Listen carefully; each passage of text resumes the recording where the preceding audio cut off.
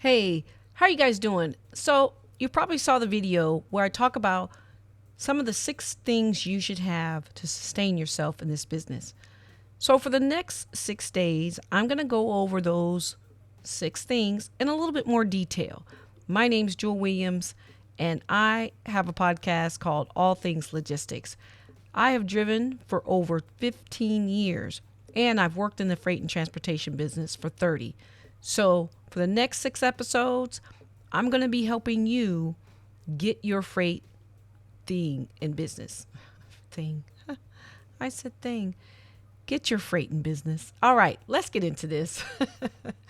So, first off, I talked about equipment. What is the right equipment?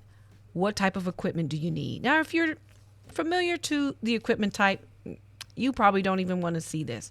This is for those of you who might be thinking about entering into the freight industry and you wanting to know what should you be looking to buy and is it the right time to buy? Now, to be truthful, is there really a right time to buy?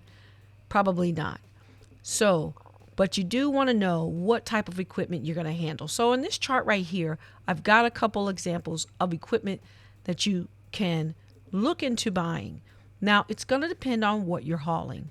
There's usually 3 types of equipment that most drivers buy. First off, they buy a tractor.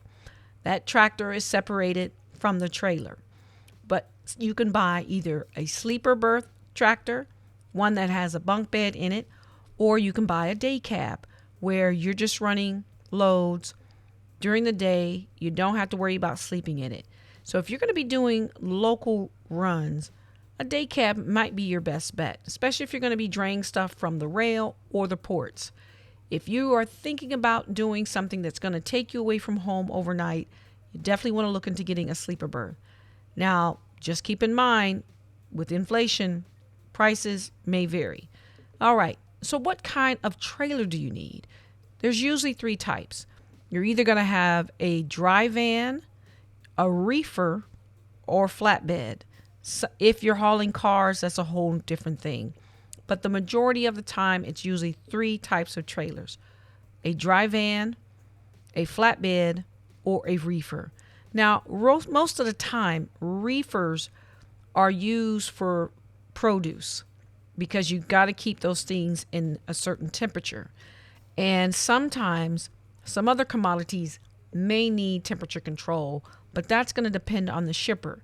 So if you don't want to get into the temperature control business, then don't worry about a reefer.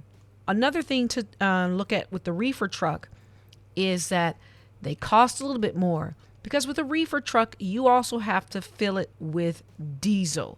So keep that in mind as you are thinking about trucks that you need. Now, with a dry van, you don't need any of that. With a dry van, it's what you load in, you load out. It gets hot, it gets hot. Doesn't matter, okay? So they're pretty simple to deal with because you can put pretty much anything in them as long as they fit within that 53-foot trailer, and I think it's 13.6 high. The other one is a flatbed. Flatbeds are a little bit more challenging because you've got to strap down your cargo. And as you've probably seen, there's been an accident like the other day in Miami where the strap didn't hold well and the poles went through the back. I'm surprised he didn't die, but I'm glad he didn't.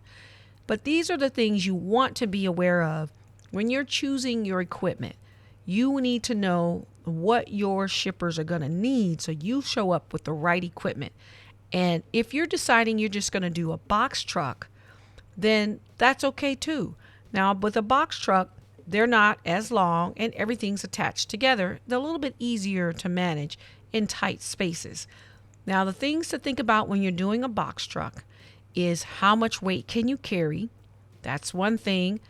And having a lift gate or not having a lift gate. If you're doing residential loads, you want to definitely have a lift gate.